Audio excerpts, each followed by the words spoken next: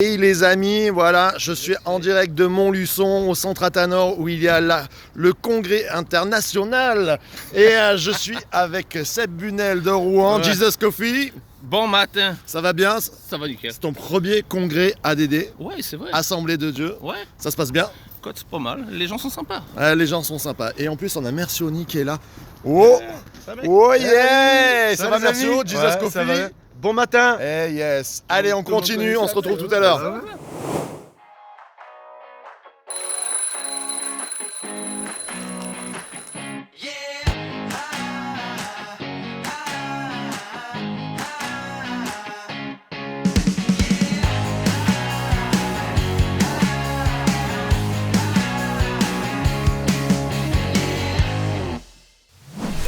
Jesus Coffee, bon matin. Comment ça va bien? Eh bien, ça va bien, vous? Oui, Oh là là, moi je suis content de voir en intro les copains, là, vous avez vu les pasteurs qui disent C'est sympa. Jesus C'est Coffee. sympa. non, Jesus c'est Coffee, vraiment c'est bien. international. En tout cas, c'est national déjà. C'est oui. Ah non, Ouais, international, non. puisqu'ils le regardent un Mais petit oui, peu là au au Canada, Québec. il y a même en Afrique Mais des fois. tout à fait, et même aux États-Unis.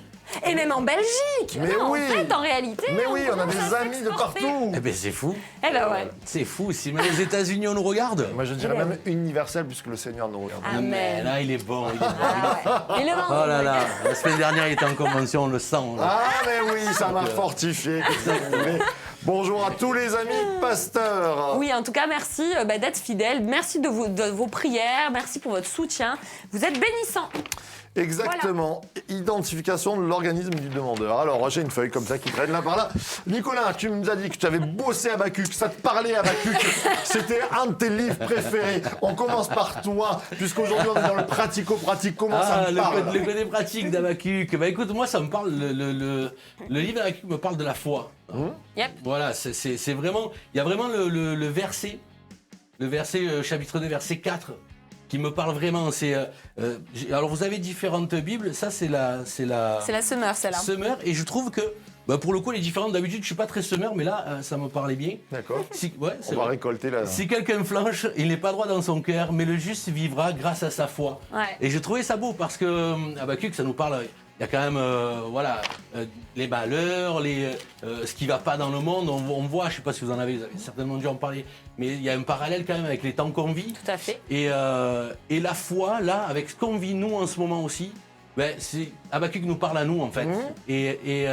Et c'est vraiment ça. On peut flancher, on peut se C'est dire. bien Tiens, flanché là, là dans la traduction. alors c'est ça. Parce que nous on a Oui. dans la vieille seconde, on a son âme, elle n'est pas droite. et Son un peu- cœur s'enfle, moi Ouais, j'ai dans la ouais, nouvelle. Sans tout ça, moi c'est vrai que flancher, ça me fait penser. Ils vivent des temps compliqués. Oui.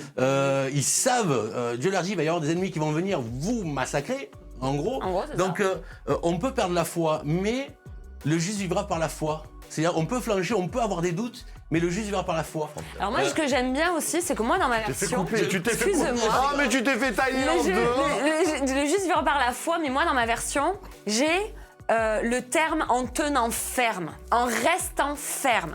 Et en fait, quand je suis allée dans l'hébreu, c'est le mot rester droit, rester sur la vérité, rester loyal, fidèle à Dieu. Et en fait, cette foi-là qui nous permet d'être ancrés en réalité en lui. Et c'est la différence entre juste croire et être ancré. Et la différence entre flancher et être ferme.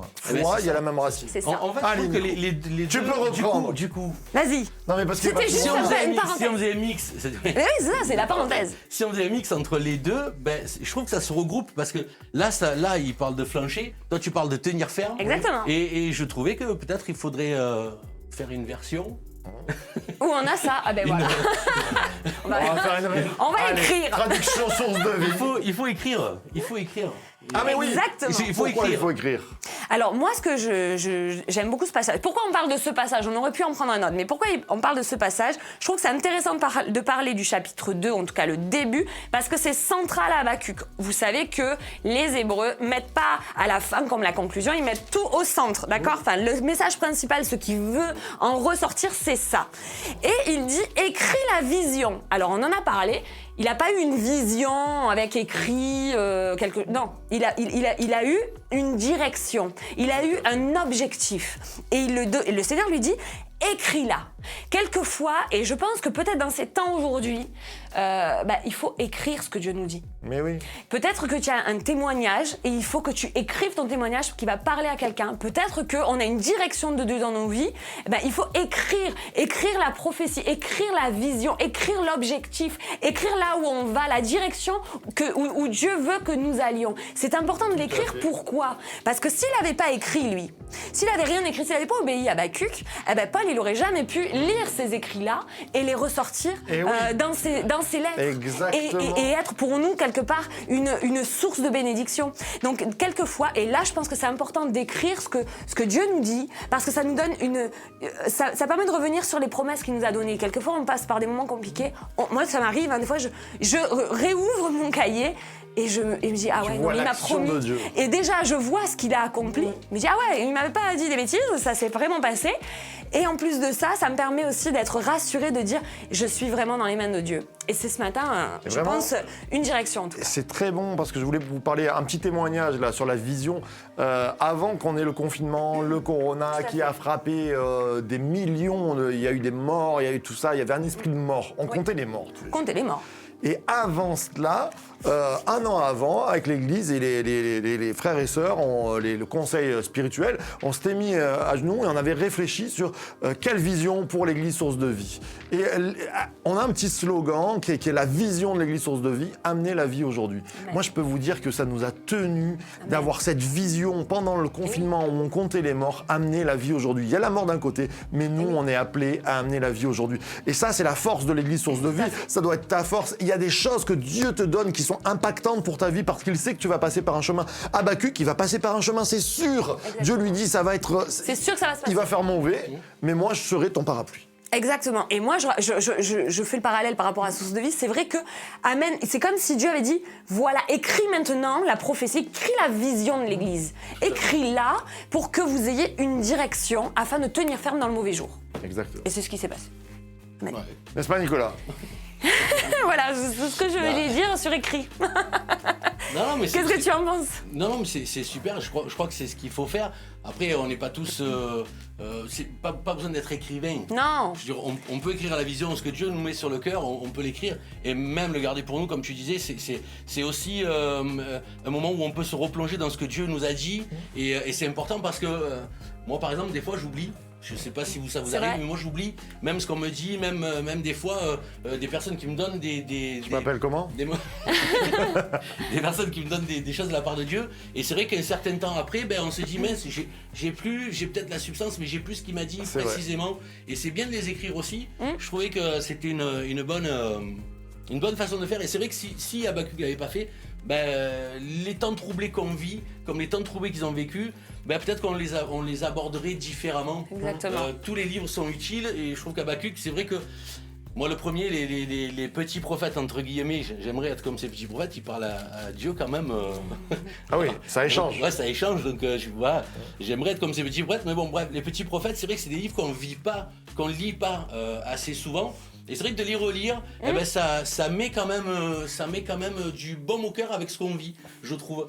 Je trouve que, avec ce qu'on vit, qu'on ait les temps qui vont venir, peut-être qu'on n'aura plus à manger, peut-être qu'on n'aura plus certaines choses, une certaine qualité de vie. Ouais, mais Dieu nous dit, garde la foi en moi, parce que peu importe ce qui va arriver, peu importe, je suis souverain, on voit là quand il énumère les malheurs, on voit quand même que c'est entre tous les malheurs, il y a écrit, la terre sera remplie de la glorieuse connaissance de l'Éternel, comme les eaux recouvrent le fond de la mer. Après, plus loin, je sais qu'il dit l'Éternel, lui, se tient dans son saint trône, que le monde entier fasse silence devant lui. On voit quand même la grandeur de Dieu dans tout ça. Et ça doit nous mettre la foi. Ça doit être ce qui alimente notre foi. Et je trouve ça beau parce que si on met cette foi, si on tient ferme, si on ne plonge pas, il y a ce verset-là aussi que tu en parlais tout à l'heure et je trouve que c'est bien parce que mais moi, c'est à cause de l'Éternel que je veux me réjouir. J'exulterai ma joie à cause du Dieu qui me sauve. Amen. Et ça, c'est la fin de Habakkuk. Alors qu'il commence par une complainte. Jusqu'à quand, ça, Seigneur? mais parce qu'il comprend que la foi qu'il met en Dieu, qu'il met en Jésus, pour nous, elle donne la joie. Elle donne la joie, quoi qu'il arrive, que tu aies à manger, que tu n'en aies pas, que tu sois dans le deuil ou pas. qu'on vive un décès ou pas, qu'on ne sait pas de quoi quoi l'avenir C'est sera vrai. fait. Ça, c'est une certitude, mais on sait que Dieu sauve. Et on doit mettre notre foi en ça, et c'est de la joie. On a tout pleinement en Jésus, Il y a de la même joie. la joie. Quoi Amen. qu'il nous arrive, on a tout pleinement en Dieu. Et je trouve que ce verset-là était bien pour finaliser la foi. Mais oui. Je trouve que ça, c'est c'est ce qui découle de la foi. Quand on a cette joie-là, non, mais quand on a cette joie-là, comme vrai. Habakkuk, c'est-à-dire qu'il exulte de joie. À la fin, c'est un truc de fou Quand même, il même. comprend que là, ils vont se faire tabasser, ils vont être en exode, Non mais, le peuple va morfler, voilà, à cause de... En plus, Dieu se sert de gens mauvais, donc double peine, quoi. C'est même pas des gens justes, c'est-à-dire que des injustes vont venir punir. Donc du coup, et pourtant il exulte de joie. Il exulte de joie, c'est pas... Ah oui, il faut une action de C'est un peu l'esprit. comme voilà, la Macédoine la semaine dernière, devant l'Italie, ils ont exulté de joie. Et ben voilà, je trouve que Habakkuk était peut-être... C'est pas gentil. C'est pas gentil, je voulais placer un petit peu. Enzo, J'aurais ma si tu nous vengeance. écoutes. J'aurais ma vengeance. Mais voilà, voilà, je trouve qu'Habakkuk nous À tous les Italiens qui sont là, il y a de la joie. Nous vivons des temps apocalyptiques, il est vrai. Une destruction massive. on ne des sait pas de équipes. quoi sera fait, mais il n'y aura pas l'Italie en Coupe du Monde. Mais Dieu nous demande de rester dans la foi. Et voilà, mais pour notre bien, pour notre joie. Et je trouvais que le livre d'Habakkuk était bien pour ça. Amen. Amen. Eh bien, Nico, tu vas prier pour tous les Italiens, pour toutes les personnes sont qui sont là, attristés, tu vois. qui sont attristées, qui passent par des mauvais prie, moments. merci. Non, mais je plaisante. mais c'est vrai qu'on puisse Oui. tenir ferme, qu'on soit ferme et non chancelant. Oui, Faut pas. C'était flanché. c'était flanché. Amen. Prie Amen. pour nous. Amen, amen.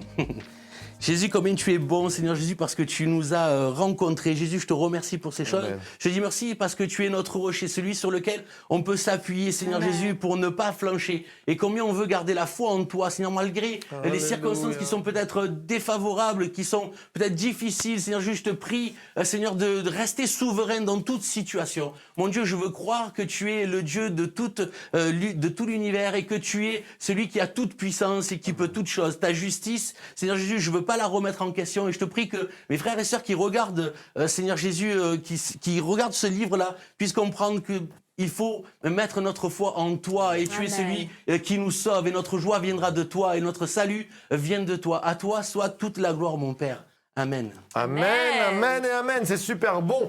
Ce matin, on est à fond Ouais. et puis on va se régaler au travers d'un petit livre que tu nous as ramené, Oui, c'est le le bouquet bouquet mystère. Et on passe de l'autre côté. Merci Nico. De rien.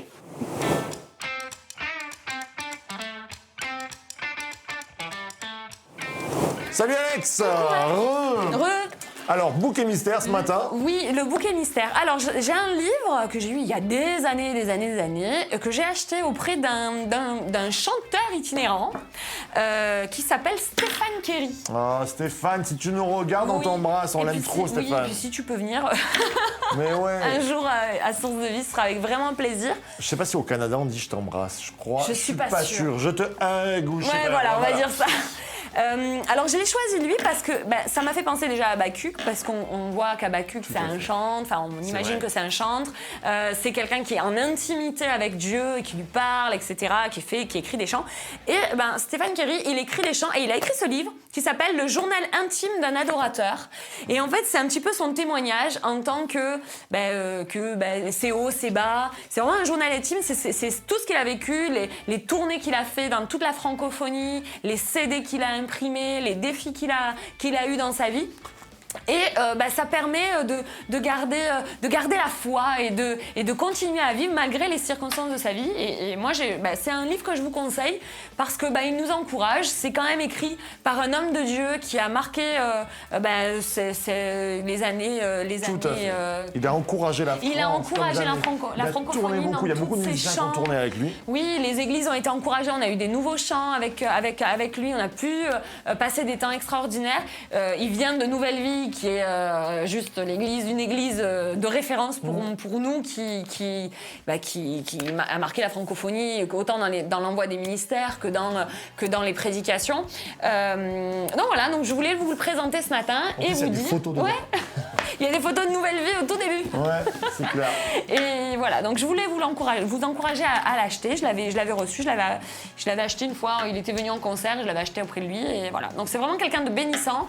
Et bien, bénissez-le en achetant son livre. Exactement. Voilà. Et puis, source de vie. De Cherche, Toby, n'oubliez Bye pas. bye. À très vite.